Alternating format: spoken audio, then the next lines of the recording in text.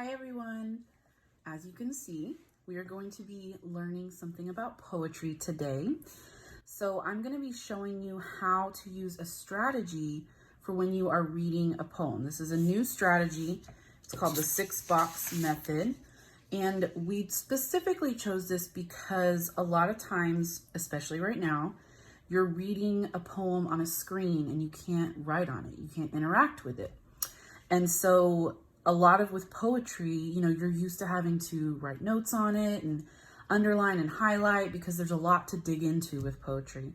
But with what we have on a screen, it's really, really hard to do that. So in order to help us better understand poems, we're going to be learning about this 6-box method. And I'm going to show you how to do this method with a really, really short poem. And we're going to go through this together. So the poem is called Dreams by Langston Hughes. And I'm just going to read it real quick, do a first little read through. Hold fast to dreams, for if dreams die, life is a broken winged bird that cannot fly. Hold fast to dreams, for when dreams go, life is a barren field frozen with snow. So my first impression when I read that poem is obviously it's about dreams. I see that word repeated quite a lot. Here, here, here, and here. And I see that it's telling me twice to hold on to my dreams, hold fast, like hold on to them. And then it tells me what's going to happen if I don't. So I know that this poem is going to be about how I need to hold on to my dreams or else this is going to happen. Okay, so I kind of have some ideas working in my head about what this poem is about, but I want to actually dig into it a little deeper and I want to break it down. So that's why I'm going to use the 6-box method, because we know that with poetry, there's usually quite a bit that we can find in it. And so this is what it looks like. What you're going to do on your paper, which actually I'll just show you like this. We're going to draw it together on a piece of paper. And yes, you do need to have paper for this because you want to, when you're reading a poem on a screen, you want to make sure you're jotting down notes. I know that you're not used to doing that, but that's something that we're going to have to get used to. So we're going to go ahead and draw basically a big rectangle on our paper. You could even just divide your paper into 6 sections. That would work perfectly fine. We're just going to kind of estimate the size of it. In the top left box, we're going to be looking for sensory images and figurative language. Sensory images and figurative language, which we know that we see that a lot in poetry. We have this metaphor here. So the way we're going to note that in the box is I'm just going to write line 3. And the metaphor says, life is a broken winged bird. So it's comparing life to this bird that can't fly anymore. So basically, that's a sad kind of sensory image as well in the metaphor. But I'm going to write here like what I think that metaphor means. So I'm going to put life can become,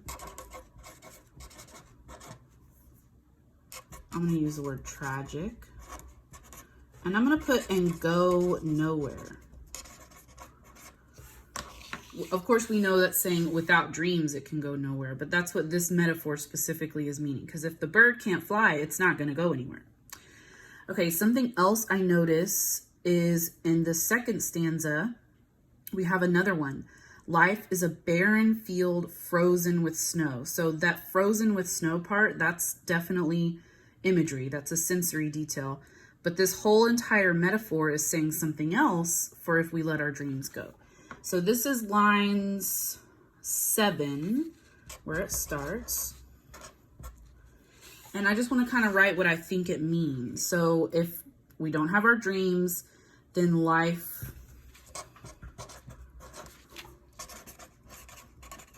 becomes empty. Because that field, which is where you would normally have, crops, flowers, whatever, is frozen with snow. There's nothing there, so it's empty. Okay, there's not really much else. This is a short poem, that's why I'm showing you. There's no other like similes or I mean, there is symbolism here because we're kind of using the bird and the field. So I could go ahead and note that. Symbols, the bird and the field. So that's something that we can note. Okay, let's go to our next box, which is, we're going to go over to the top right. This one is movement or verbs. We're going to look for the verbs, which that might be something you've never done with a poem before. But the reason that we do that is because the verbs can help show us the meaning. So let me grab another color. And so automatically, I know I'm just going to kind of note these verbs on my paper. So I see words, I see the word hold twice. I see that one twice. So that's obviously important. I see the words die, and I see can't fly. So it's kind of connecting, like I'm starting to see with the verbs, if I don't hold on to the dream, then this is going to happen. You know, our dream's not going to go anywhere. It's like a bird that can't go anywhere, right? Okay, I also see when dreams go, which is kind of like them saying leave. Like when those dreams leave, then it's saying that life is a barren field. So really the most important verbs here is that verb hold, because it's telling me twice to hold on to my dreams. So that's really an important one. And then these verbs help us kind of see the consequence of that. Okay, let's go ahead and go to our next box. So now we want to think about the mood and emotions.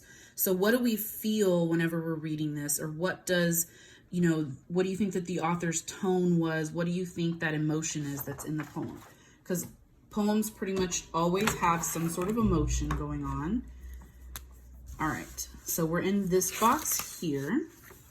And so this is where we're going to just kind of note some of those emotions. Now, first of all, I'm thinking right here, when it's talking about this bird that has a broken wing and it can't fly, that emotion is really, it's sad, but we don't want to use the word sad. So I want to use something like somber. And I can note that this is stanza 1. I'll kind of put that in the box. So it's somber. It's kind of like tragic, because that's the consequence if we let our dream go. And then in stanza 2, and I like doing this one by stanza, depending on the poem. If it's one big giant stanza, you know, you just got to break it up. In stanza 2, it's really the same kind of thing. It changes from like this tragic bird to like this emptiness. So, I mean, emptiness can be an emotion. It also has that loneliness, because the field is totally empty. So that is the emotions that the author is showing us if we were to let go of our dreams. Okay, let's move on. So in our next box, this one is going to be different for every person, because this one is where you think of something that this poem reminds you of. It can be another story, a book, a song, a movie, somebody's life. You know, it can be anything at all that this poem reminds you of.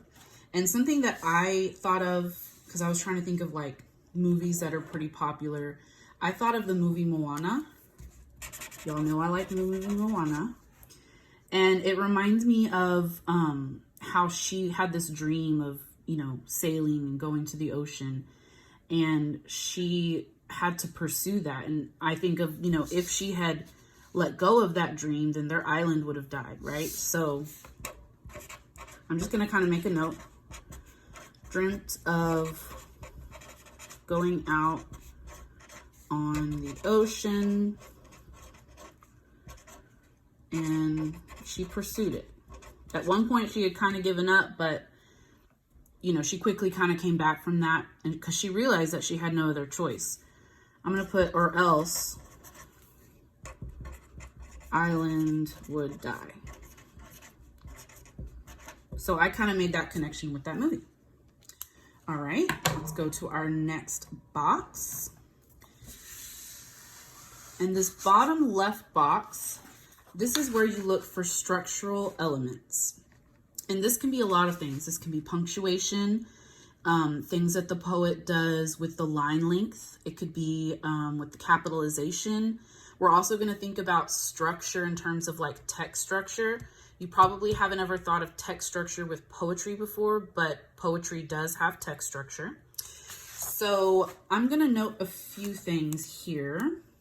First of all, I'm not really going to note anything about capitalization because it's every line, but I don't think that it really adds any sort of, I don't think it's anything to look further into. Don't try to find something that's not there, basically. I do want to note that there is only 2 pieces of punctuation, and it's these periods at the end of each stanza. So I'm just going to note that. Periods at the end of stanza. And I wanted to note it because I think that that means that the poet is really showing me this is, 2 separate ideas. So 2 separate ideas. They are connected, but they're, saying something a little different. And then, of course, I noted earlier, I told you guys about the repetition. That's definitely part of structure. So we got repetition in there.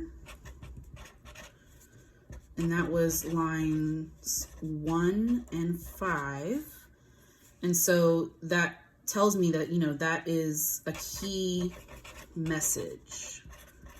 Because we already kind of talked about how we know he's telling us that we need to hold on to our dreams.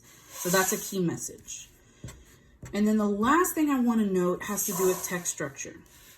So I wanted to point out that he's saying, hold on to your dreams, for if you don't, this is what's going to happen. So that means that he's showing us a cause and effect relationship. So we see that right here, and then we also see it in stanza 2. If we let our dream go, that's the cause. The effect is that our life will be empty. So we have a cause and effect relationship. Now I could write all of that out, but if you notice, the next box has to do with the message and the theme, central idea, which is basically what that cause and effect relationship is telling me. So I don't need to write the same thing twice because I know I'm going to write it over here in this box. But it is important that we notice that cause and effect because that shows us one of the key messages in the poem. So let's go to our last box. And this is, as I just showed you, the theme, the message, or central idea. Now, I know sometimes you're used to writing like a theme statement, but we don't have to write complete sentences. This is just our notes. So the way I like to do this box is I just like to write down my ideas about the message. So I know that it's telling me I need to hold on to my dreams, right? So hold on to dreams. Don't let them go. It's also something I wanted to note. I'm going to put, there are consequences if we do. So if we do let them go, there's consequences. And then I just want to kind of put this last idea that it has to do with life will be lonely because of that field, right? And tragic because of that bird that can't fly. So life will be lonely and tragic if we let dreams go. Okay, so this 6-box method, again, this is meant for you to use whenever you are having to look at this poem on the screen. So I didn't write a single thing on my poem, and I can pretend this was up on the screen like you're going to be seeing yours. But I needed to write something down, and I had these categories, and so now I have a whole lot to go from. I could probably even write, a structured paragraph with this information because now I have evidence. I found things in line 3 and line 7. I have my repetition. I have evidence that can help me talk about these big ideas that are in the poem, and I know now how the author did it. I found that cause and effect relationship.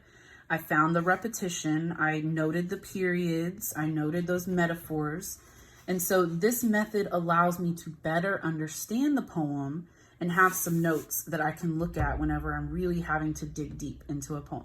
So I hope you guys enjoyed this poem. You're going to be doing this same method, the 6-box method. And I really hope that you get a piece of paper out, draw your 6 boxes. You can refer to the slides because they tell you what the categories are for each box, which we're going to practice so that you can try to memorize it. But yeah, this is a great method for you to analyze a poem. And if you have any questions, please let me know.